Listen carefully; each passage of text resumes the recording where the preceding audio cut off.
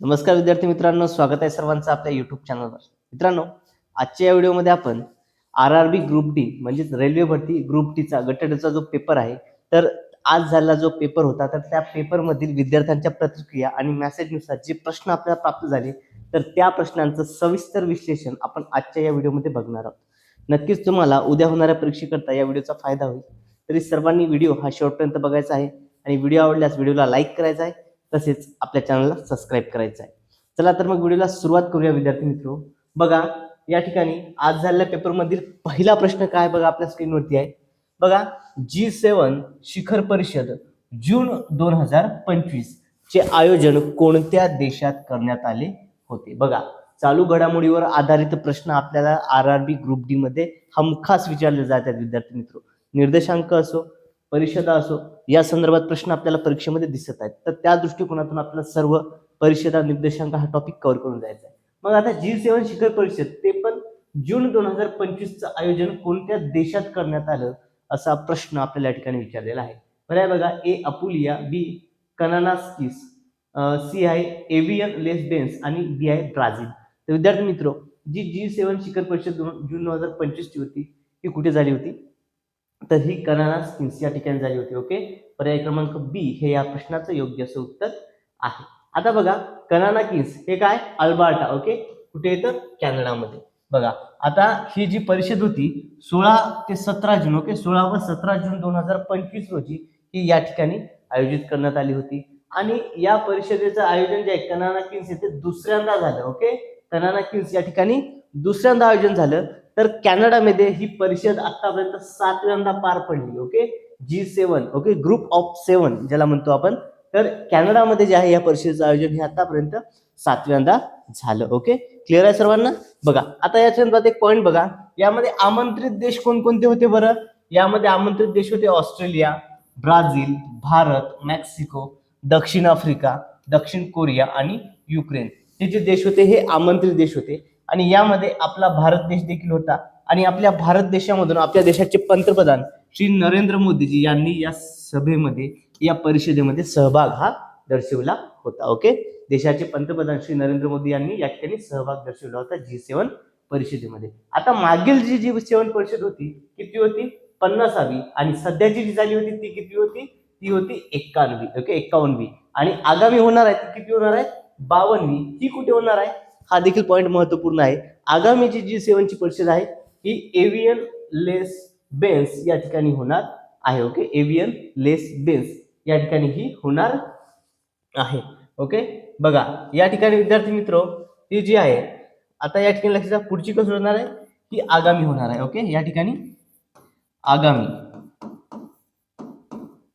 ही होणार आहे. ती किती असणार आहे, 52वी आवृत्ती असणार आहे. आणि ही जी झाली अनाकिस येथे ही कितवी आहे, तर ही 51वी होती. ओके, आणि 50वी ही अपुलिया या ठिकाणी झाली होती. ओके, 50वी आवृत्ती त्या ठिकाणी झाली होती. Group of 7. आता विद्यार्थी मित्र, ग्रुप ऑफ 7 ची स्थापना ही 1975 मध्ये झाली होती. ओके, G7 ग्रुप ज्याला म्हणतो, G7 ग्रुपची स्थापना 1975 मध्ये झाली होती. आणि त्यावेळी संस्थापक देश कोणकोणते होते बरं, तर त्यावेळी संस्थापक देश होते France, Germany, Italy, Japan, Ukraine, okay UK आणि अमेरिका. ओके, बघा France, Germany, Italy, Japan, UK आणि अमेरिका, युनायटेड किंगडमच्या ठिकाणी. ओके, बघा आता 7वा सदस्य देश या ठिकाणी स्थापनेच्या वेळेस किती होते, स्थापनेच्या वेळेस 6 देश होते. आणि 7वा जो आहे कॅनडा हा 1976 मध्ये समाविष्ट झाला. स्थापना कधीची, 1975 ची. आणि 1976 मध्ये कॅनडा हा 6वा देश त्यामध्ये समाविष्ट झाला, 7वा देश समाविष्ट झाला. आणि G7 म्हणजे ग्रुप ऑफ 7 कंट्रीजचा हा समूह त्या ठिकाणी निर्माण झाला विद्यार्थी मित्र. ओके, बघा या ठिकाणी 7 जे आहेत 7 देशाचे या ठिकाणी आपल्याला फ्लॅग देखील दिसतात. यानंतर पुढचा प्रश्न घेऊया.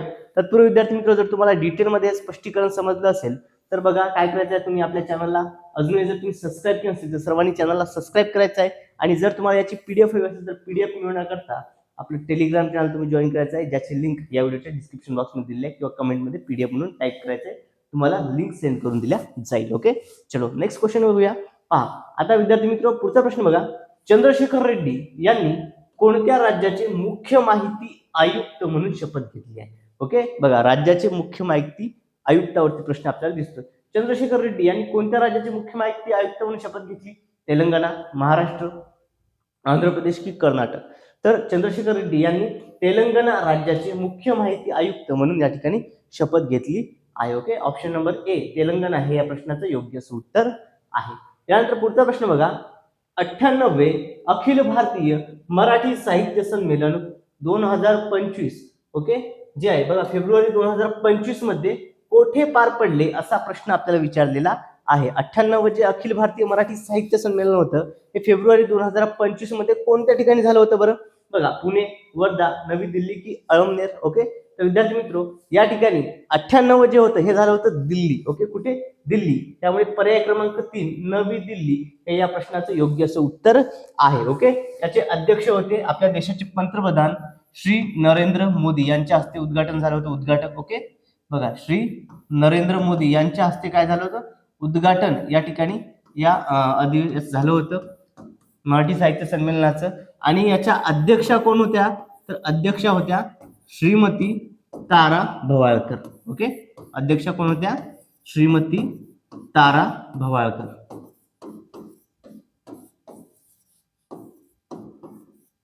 तारा भवाळकर याच्या अध्यक्षा होत्या. ओके, बघा हे 98 कुठं झालं होतं? दिल्ली या ठिकाणी झालं होतं. मग आता हे झालं 98. आता आगामी होणार आहे 99. ओके, आगामी आहे 98 आहे, तर आगामी काय? आगामी 99 अधिवेशन आहे. तर 99 कुठं होणार आहे? तर 99 सातारा या ठिकाणी होणार आहे. कुठं? सातारा. 99 जे अधिवेशन आहे हे कुठे असणार आहे? तर हे सातारा या ठिकाणी होणार आहे. आणि त्या अधिवेशनाचे अध्यक्ष आहेत विश्वास पाटील. ओके, बघा या ठिकाणी विद्यार्थी मित्रो बघा आता आपण थोडंसं या ठिकाणी डिटेल अनालिसिस समजून घेऊया. म्हणजे या टॉपिकवर तुम्हाला जर कुठल्याही पद्धतीने प्रश्न आला तर तुमचा त्या ठिकाणी चुकता कामा नये. फक्त रेल्वे भरतीच नाही तर आगामी पोलीस भरती, तलाठी भरती, वनरक्षक भरती या सर्व स्पर्धा परीक्षांकरता हा क्लास अत्यंत महत्त्वपूर्ण आहे. त्यामुळे सर्वांनी हा व्हिडिओ शेवटपर्यंत बघायचा आहे आणि या क्लासची लिंक आपल्या सर्व मित्रमैत्रिणींना आपल्या व्हॉट्सअप ग्रुपवरती शेअर करायची आहे. ओके, आणि व्हिडिओ आवडल्यास व्हिडिओला लाईक करायचा आहे, तसेच चॅनलला सबस्क्राईब करायचं देखील आहे. ओके, पहा आता विद्यार्थी मित्र डिस्क्रिप्टिव्ह माहिती बघूया. 98वे अखिल भारतीय मराठी साहित्य संमेलन 2025 मध्ये बघा 21 ते 23 फेब्रुवारी दरम्यान नवी दिल्ली या ठिकाणी झाले. ओके, कुठे झाले? नवी दिल्ली या ठिकाणी झाले. आणि याचे उद्घाटन देशाचे पंतप्रधान श्री नरेंद्र मोदीजी यांच्या हस्ते झाले. आणि या ऐतिहासिक संमेलनाच्या अध्यक्षस्थानी ज्येष्ठ लेखिका डॉक्टर तारा भवाळकर या होत्या. आणि हे संमेलन मराठी माणूस पुन्हा दिल्ली जिंकणार. बघा या ठिकाणी एक घोषणा होती. बघा काय? मराठी माणूस पुन्हा दिल्ली जिंकणार या घोषणावाक्याने काय झाली तर या साजरे करण्यात आले. ओके, बघा या घोषवाक्याने हे संमेलन साजरे करण्यात आले. आणि हे मराठी भाषेच्या अभिजात दर्जानंतर राजधानीत होणारे पहिले संमेलन होते. बघा नुकताच मराठी भाषेला जो आहे राजभाषेचा या ठिकाणी तो अभिजात दर्जा प्राप्त झालेला आहे. आणि हा अभिजात भाषेचा दर्जा प्राप्त झाल्यानंतर दिल्ली या ठिकाणी म्हणजे आपल्या देशाच्या राजधानीत होणारं हे पहिलं अधिवेशन आहे. त्यामुळे कोणत्या घोषणे या अधिवेशनाच्या संमेलनाची सुरुवात झाली तर मराठी माणूस पुन्हा दिल्ली जिंकणार या घोषणेने याची सुरुवात झाली. अजून बघा विद्यार्थी मित्रो आता 99 98 यापूर्वीच मी तुम्हाला सांगितलं. ओके, बघा काय 99 जे आहे हे अखिल भारतीय मराठी साहित्य संमेलनाचे अध्यक्ष कोण असणार आहे तर विश्वास पाटील असणार आहेत. ओके, बघा या ठिकाणी याचा स्क्रीनशॉट मारून घ्या किंवा आपली पीडीएफ डाउनलोड करण्यासाठी टेलिग्राम चॅनल जॉईन करा. या ठिकाणी हा आयएमपी मुद्दा आहे. पोलीस भरती, तलाठी भरती, वनरक्षक भरती ज्या सरळ सेवेच्या स्पर्धा परीक्षा आहेत त्याकरता अत्यंत उपयुक्त असा हा पॉइंट आहे या ठिकाणी. ओके, बघा 99 अखिल भारतीय मराठी साहित्य संमेलनाचे अध्यक्ष कोण असणार आहेत हे देखील जाहीर करण्यात आलेलं आहे. त्या ठिकाणी कोण असणार आहेत तर विश्वास पाटील हे त्या ठिकाणी या 99व्या अखिल भारतीय मराठी साहित्य संमेलनाचे अध्यक्ष असणार आहेत. आणि त्यानंतर हे संमेलन विद्यार्थी मित्रो सातारा या ठिकाणी होणार आहे. ठिकाण देखील निश्चित झालं आहे. कोणतं? सातारा. ओके, 99 अखिल भारतीय मराठी साहित्य संमेलन सातारा या ठिकाणी होणार आहे. बघा विद्यार्थी मित्रो माहिती आवडली असेल सर्वांनी व्हिडिओला लाईक करायचं आहे आणि सर्वांनी आपल्या चॅनलला सबस्क्राईब करायचं आहे. ओके, बघा आता विद्यार्थी मित्रो पुढचा प्रश्न बघा, जागतिक बँकेचे मुख्यालय कोणत्या ठिकाणी आहे? बघा जी वर्ल्ड बँक आहे ओके जागतिक बँक त्या जागतिक बँकेचं मुख्यालय कोणत्या ठिकाणी आहे असा प्रश्न आहे. जिनिव्हा, वॉशिंग्टन डीसी, टोकियो की न्यूयॉर्क? तर जागतिक बँकेचं मुख्यालय तर विद्यार्थी मित्रो वॉशिंग्टन डीसी या ठिकाणी. पर्याय क्रमांक बी वॉशिंग्टन डीसी हे आपल्या प्रश्नाचं योग्य असं उत्तर आहे. बघा थोडंसं या ठिकाणी आपण डिटेलमध्ये माहिती बघूया. बघा वर्ल्ड बँकची स्थापना ही 1944 मध्ये ओके वर्ल्ड बँकची स्थापना 1944. सध्याचे अध्यक्ष डेव्हिड आर मालपास आहेत आणि जागतिक बँकचे 13वे अध्यक्ष आहेत. यामध्ये 189 देशांसह 30 देशांहून अधिक ठिकाणी कार्यालये आहेत. ओके, चलो यानंतर बघा, जागतिक बँक गटामध्ये वर्ल्ड बँकच्या ज्या गट आहेत त्याच्यामध्ये 5 घटक संस्थांचा समावेश आहे. किती आहे? 5 घटक संस्थांचा समावेश त्या ठिकाणी आहे. बघा यामध्ये बघा, international bank for reconstruction and development, okay, IBRD, त्यानंतर IDA म्हणजे इंटरनॅशनल डेव्हलपमेंट असोसिएशन, त्यानंतर IFC, okay, international finance corporation, आणि यानंतर विद्यार्थी मित्रो MIGA, that means multilateral investment guarantee agency, okay, आणि 5वी आहे ती म्हणजे international centre for settlement of investment dispute म्हणजे ICSID, ओके. या 5 घटक संस्था त्या ठिकाणी आहेत जागतिक बँकेमध्ये आणि या महत्वपूर्ण आहेत. ओके, चलो नेक्स्ट क्वेश्चन घेऊया. पुढचा प्रश्न बघा काय विद्यार्थी मित्रो, संविधान सभेचे कायदेविषयक सल्लागार कोण होते? बघा, संविधान सभेचे कायदेविषयक सल्लागार कोण होते असा प्रश्न या ठिकाणी आपल्याला विचारलेला आहे. बघा, option A doctor BR Ambedkar, okay, Babasaheb Ambedkar, त्यानंतर बी डॉक्टर राजेंद्र प्रसाद, सी जवाहरलालजी नेहरू, आणि डी आहे BN राव. बघा, संविधान सभेचे कायदेविषयक सल्लागार म्हटलेला आहे या ठिकाणी. कायदेविषयक सल्लागार कोण होते? तर ते होते BN राव. ऑप्शन नंबर डी आपल्या या प्रश्नाचं योग्य उत्तर आहे. ओके, संविधान सभेचे कायदेविषयक सल्लागार कोण होते? तर डॉक्टर BN राव. ओके, हे काय होते आपले कायदेविषयक सल्लागार. डॉक्टर बाबासाहेब आंबेडकर आपल्याला सर्वांना माहिती आहे, हे मसुदा समिती अध्यक्ष होते. ओके, हे कशाचे होते? तर जी मसुदा समिती होती तर या मसुदा समितीचे अध्यक्ष होते. डॉक्टर राजेंद्र प्रसाद हे संविधान सभेचे अध्यक्ष होते. ओके, डॉक्टर राजेंद्र प्रसाद हे काय होते? हे संविधान सभा जी होती त्या संविधान सभेचे अध्यक्ष होते. पंडित जवाहरलाल नेहरू हे ड्राफ्ट कमिटीकडे होते. ओके, बघा यानंतर याचं थोडंसं आपण स्पष्टीकरण समजून घेऊया. बघा, BR आंबेडकर, डॉक्टर बाबासाहेब आंबेडकर मसुदा समितीचे अध्यक्ष, पंडित जवाहरलाल नेहरू हे अंतरिम जे शासन होतं, अंतरिम शासनामध्ये व्हाईस प्रेसिडेंट होते. काय होते? अंतरिम शासनामध्ये हे व्हाईस प्रेसिडेंट होते. त्यानंतर डॉक्टर राजेंद्र प्रसाद हे घटना समितीचे अध्यक्ष आणि आपल्या देशाचे पहिले राष्ट्रपती देखील. ओके, डॉक्टर राजेंद्र प्रसाद घटना समितीचे अध्यक्ष आणि आपल्या देशाचे पहिले राष्ट्रपती देखील होते. ओके, बघा विद्यार्थी मित्रो, व्हिडिओ आवडत असल्यास सर्वांनी व्हिडिओला लाईक करायचा आहे आणि जर अजूनही आपल्या चॅनलला तुम्ही सबस्क्राईब केलं नसेल तर सर्वांनी चॅनलला सबस्क्राईब करायचं आहे. ओके, चलो पुढचा प्रश्न बघा, खूप महत्वपूर्ण प्रश्न आहे विद्यार्थी मित्रो. तुम्हाला निश्चितच आगामी रेल्वे भरतीमध्ये या व्हिडिओचा फायदा होणार आहे. ओके, आणि रेल्वे भरतीच नाही तर इतर जे येणाऱ्या स्पर्धा परीक्षेची जर तुम्ही तयारी करत असाल, जसं की पोलीस भरती, वनरक्षक भरती, आरोग्य विभागाची भरती, या सर्व स्पर्धा परीक्षांकरता तुम्हाला आपलं चॅनल उपयुक्त ठरणार आहे. सर्व व्हिडिओ सेशन्स ते बी फ्री ऑफ कॉस्ट तुम्हाला त्या ठिकाणी शिकायला मिळणार आहेत. त्यामुळे सर्वांनी आपल्या चॅनलला सबस्क्राईब करायचं आहे. ओके, चलो बघा, इसवी सन 1930च्या मिठाच्या सत्याग्रहात स्त्रियांचे नेतृत्व कोणी केले? बघा, जो मिठाचा सत्याग्रह झाला होता 1930 मध्ये, तर त्या सत्याग्रहात स्त्रियांचे नेतृत्व कोणी केलं असा प्रश्न या ठिकाणी आपल्याला विचारलेला आहे. अगदी महत्वपूर्ण असा हा प्रश्न आहे विद्यार्थी मित्र. रे बघा, ए प्रेमाकंटक, बी कृष्णा भुतकर, सी अवंतिकाबाई गोखले, आणि डी आहे अरुणा असफी. ओके, बघा तर विद्यार्थी मित्र, या ठिकाणी जे स्त्रियांचं नेतृत्व आहे हे अवंतिकाबाई गोखले यांनी केलं होतं. ऑप्शन सी आपल्या या प्रश्नाचं योग्य उत्तर असणार आहे. ओके, अवंतिकाबाई गोखले. बघा आता यामध्ये अवंतिकाबाई गोखले या स्त्री आहेत ज्यांनी काय केलं होतं तर महात्मा गांधीजी यांचं जीवन चरित्र, ओके, काय म्हटलेलं आहे मी, महात्मा गांधीजी यांचं जीवन चरित्र जे आहे हे मराठी भाषेत लिहिलं होतं. ओके, बघा काय जीवन चरित्र महात्मा गांधीजींचं यांनी हे मराठीत लिहिलं होतं. बघा, अवंतिकाबाई गोखले यांनी. ओके, त्यानंतर पुढचा प्रश्न बघा, बारडोलीचा सत्याग्रह कोणाच्या नेतृत्वात झाला? बघा, बारडोलीचा जो सत्याग्रह आहे हा कोणाच्या नेतृत्वात झाला असा प्रश्न या ठिकाणी आपल्याला विचारलेला आहे. पर्याय बघा, ए सरदार पटेल, बी महात्मा गांधी, सी विनोबा भावे, आणि डी आहे महर्षी कर्वे. तर बारडोलीचा जो सत्याग्रह होता हा सरदार वल्लभभाई पटेल यांच्या नेतृत्वात झाला होता. त्यामुळे पर्याय क्रमांक ए सरदार पटेल हे आपल्या प्रश्नाचं योग्य उत्तर आहे. ओके, बघा यानंतर विद्यार्थी मित्र थोडंसं आपण या ठिकाणी स्पष्टीकरणाचं समजून घेऊया. म्हणजे या घटकावर जर तुम्हाला आगामी परीक्षेत कुठल्याही पद्धतीने प्रश्न आला तर त्या ठिकाणी तुम्हाला तो व्यवस्थित टॅकल करता आला पाहिजे, सोडवता आला पाहिजे. बघा या ठिकाणी काय, बारडोली सत्याग्रह कधी झाला होता बरं? 1928 मध्ये. ओके, बारडोली सत्याग्रह कधीचा आहे तर 1928चा हा बारडोली सत्याग्रह आहे. नेतृत्व सरदार वल्लभभाई पटेल यांनी केलं. याच घटकावर आपला प्रश्न होता. ओके, आणि या नेतृत्वामध्ये शेतकऱ्यांचे नेते कोण होते? बारडोलीच्या सत्याग्रहात शेतकऱ्यांचे नेते होते, एक म्हणजे कुंवरजी मेहता आणि दुसरे होते कल्याणजी मेहता. ओके, कुंवरजी मेहता आणि कल्याणजी मेहता हे दोन त्या ठिकाणी शेतकऱ्यांचे नेतृत्व त्या ठिकाणी होते, नेते होते. त्यानंतर या जो बारडोलीचा सत्याग्रह होता याचं एक विशेषता आहे, ती म्हणजे या सत्याग्रहात सरदार ही पदवी बारडोलीच्या स्त्रियांनी सरदार पटेल यांना दिली. ओके, बघा, सरदार वल्लभभाई पटेल यांना सरदार ही पदवी बारडोलीच्या स्त्रियांनी दिली आहे. या ठिकाणी हा घटक जो आहे आपण विद्यार्थी मित्र आपल्याला कुठेच बघायला मिळत नाही. या ठिकाणी आपण IMP क्वेश्चन आपण या ठिकाणी म्हणू शकतो. बघा, अगदी सविस्तर विश्लेषण या ठिकाणी आपण घेत आहोत.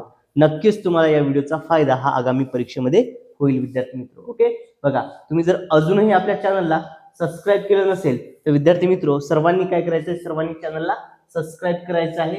आणि जर तुम्हाला ही सर्व सोल्युशन वाली ही PDF जर तुम्हाला डाउनलोड करायची असेल तर ही PDF डाउनलोड करण्याकरता काय करायचं आहे, तुम्ही आपलं टेलिग्राम चॅनल जॉईन करायचं आहे, ज्याची लिंक या व्हिडिओच्या डिस्क्रिप्शन बॉक्समध्ये दिली आहे, किंवा आपला व्हॉट्सअप ग्रुप तुम्ही त्या ठिकाणी तुम्ही जॉईन करायचा आहे, किंवा कमेंटमध्ये PDF म्हणून मेसेज करायचा आहे, तुम्हाला लिंक पाठवून दिल्या जाईल. ओके, चलो, यानंतर नेक्स्ट क्वेश्चन घेऊया. पुढचा प्रश्न बघा, महाराष्ट्रातील होम रूल चळवळीचे प्रणेते कोण होते? बघा, महाराष्ट्रातील होम रूल चळवळ हिचे प्रणेते कोण होते असा प्रश्न या ठिकाणी आपल्याला विचारलेला आहे. ऑप्शन बघा, ॲनी बेझंट, लोकमान्य टिळक, राजर्षी शाहू महाराज आणि डॉक्टर BS मुंजे. ओके, बघा, तर विद्यार्थी मित्र बघा या ठिकाणी काय ॲनी बेझंट काय असणार आहे, या ठिकाणी होम रूल चळवळ विचारलेला आहे. का आता होम रूल म्हटलं की आपण सरळ काय करतो, ॲनी बेझंट कडे जातो. होम रूल म्हटलं की ॲनी बेझंट कडे जातो, मात्र नाही आहे.